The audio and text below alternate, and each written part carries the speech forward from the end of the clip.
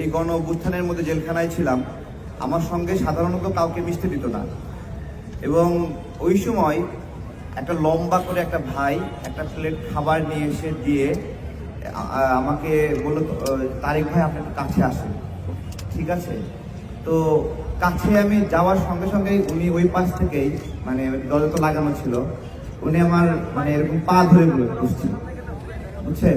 তো বলতেছে, তারেক ভাই আমার আজকে কয়েকটা বছর আগে সাজা শেষ হয়েছে, আমাকে এখনো মুক্তি দিচ্ছে না। এরকম আমার মতো আরো অনেকে আছে, আপনার সঙ্গে দেখা করা নিষেধ, আমি আপনাকে খাবার দেওয়ার অজুহাতে এখানে আসছি। তো আমার খুব খারাপ লেগেছে এবং সেই আমি জেল থেকে বের হয়েই আমি আমি প্রতিশ্রুতি নিয়েছিলাম যে না, এটা নিয়ে কথা বলা দরকার। এবং আমরা সেই জায়গা থেকে, আমাদের জায়গা থেকে আপনাদের একটা প্রোগ্রামও করেছিলাম আমাদের বিডিআর ভাইদের জন্য। আমি সরকারকে বলবো, আপনারা একটা কমিশন করেছেন, সেই কমিশনের মধ্যে যে সকল বিডিআর নির্দোষ ভাইয়েরা চাকরিচ্যুত হয়েছে তাদের কার্যতালিকা নাই। এইটা আপনারা কেন রাখেন আমি জিজ্ঞাসা করছি, 1 নাম্বার বিষয়। 2 নাম্বার বিষয় হলো, যাদের সাজা শেষ হয়েছে তাদের মুক্তির বিষয়টি নাই। 3 নাম্বার বিষয় হলো, যাদেরকে অন্যায়ভাবে মামলায় ফাঁসানো হয়েছে তাদের মুক্তির বিষয়ও নাই। এই বিষয় ছাড়া পিলখানা হত্যাকাণ্ডের বিষয় কোনোভাবেই সুরাহা হবে না, হবে না। এবং একটা দফা আছে, নাম্বার না কি নাম্বার দফা, লাস্টের দফাটা না?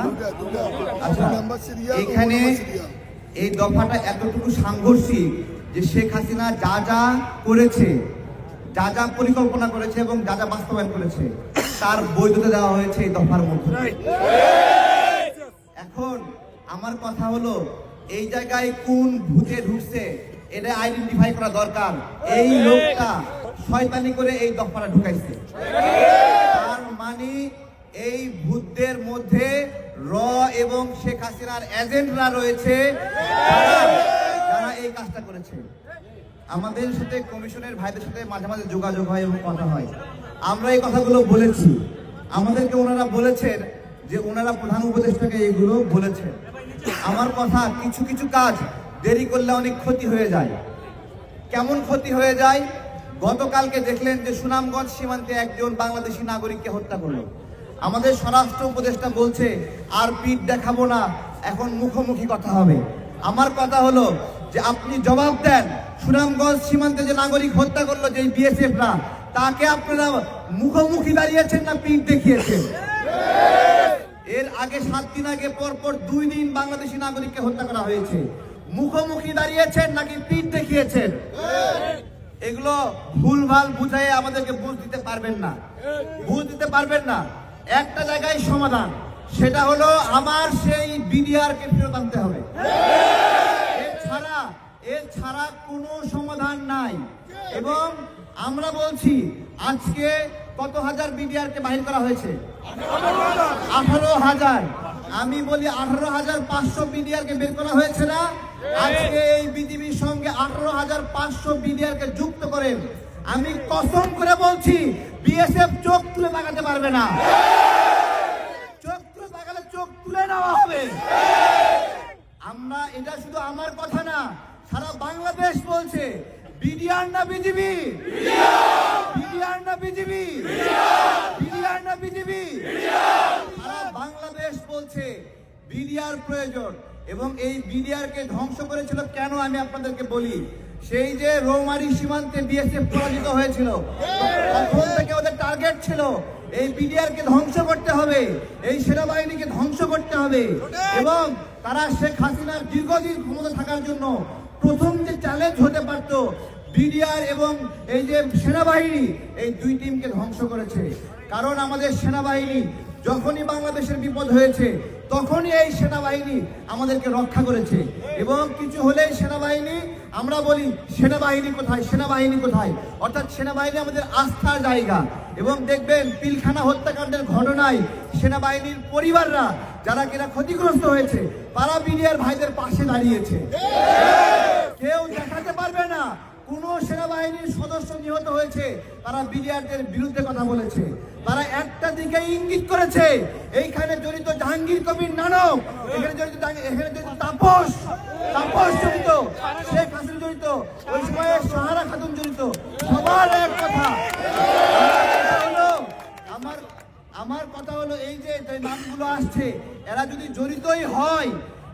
জড়িত হয় তাহলে এদেরকে ছেড়ে দিয়ে কেন আমার বিডিআর ভাইদেরকে আটক রাখা হয়েছে?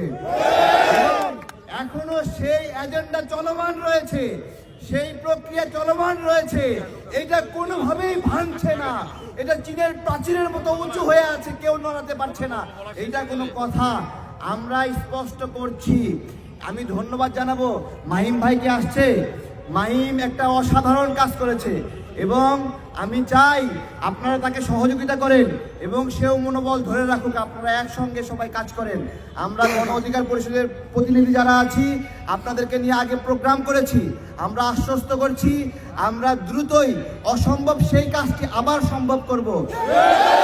এবং সেটা কি, আমরা এখানে কিন্তু সম্ভাবনা রয়েছে যে বিডিআর এবং সেনা পরিবারগুলো মুখোমুখি হয়ে যাবে, খুবই সম্ভাবনা রয়েছে।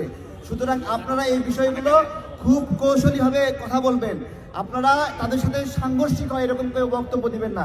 আমরা সেই অসম্ভব কাজ করব, আবার বিডিআর পরিবার এবং সেনাবাহিনীর ক্ষতিগ্রস্ত পরিবারকে এক জায়গায় করব। এবং যদি এরকম দেখেন আপনারা কোথাও পুলিশ আইসা আপনাদেরকে মারার চেষ্টা করতেছে, হামলার চেষ্টা করছে, উত্তেজনা সৃষ্টি হচ্ছে, তখন আপনারা পাল্টা স্লোগান দিয়ে অস্থিতিশীল করবেন না, তখন বলবেন আপনারা 5 মিনিটের জন্য সবাই নিরাপত্তা পালন করব। আমরা কি বলবেন? এটা একটা জরুরি। কোনোভাবে আপনাদের এই পবিত্র লড়াই যদি সরকারের সাথে সাংঘর্ষিক হয়ে যায় তাহলে কিন্তু দাবি আদায় হবে না ভাই। অনেকগুলো মানুষ অনেক দিন জেল খেটেছে, তারা আর বের হতে পারবে না। আমরা কি সেটা চাই? আমরা সেটা চাই না। সবাইকে অনেক ধন্যবাদ। আপনারা যেই প্রোগ্রাম দেন, যেভাবে দেন, আমরা কোনো পলিসি দিতে চাই না, আমরা কোনো প্ল্যান দিতে চাই না, শুধু চাই আমাদের বিডিআর ভাইরা মুক্ত হোক। আমরা কোনো কৌশল চাই না, আমরা চাই যে নিরীহ মানুষগুলো মুক্ত বাতাসে আসুক এবং আমরা চাই যে বিডিআর ভাইরা চাকরি ফিরে পাক। শুধু চাকরি ফিরে না, এই গত কয়েক বছরে তাদের যে বেতন ভাতাদি পাওনা ছিল সেগুলো তাদেরকে ফেরত দিতে হবে। এটা সরকারি চাকরির পাবলিক রুলস, এটা চাকরির রুলস যে কেউ যদি ক্ষতিগ্রস্ত হয় চাকরি থেকে বের করে রাখা হয়, চাকরি ফেরত পাওয়ার সঙ্গে সঙ্গে সেই ক্ষতিপূরণগুলো দেওয়া হয়। সেইটা চেয়ে আমি আমার বক্তব্য শেষ করছি। অনেক ধন্যবাদ সবাইকে। আসসালামু আলাইকুম।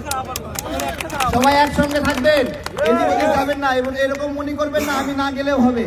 শুধু এটা মনে করেন একজন করে সবাই যদি বলে আমি না থাকলেও হবে, তাহলে কিন্তু এখানে একজন থাকবে না। খুবই সেনসিটিভ।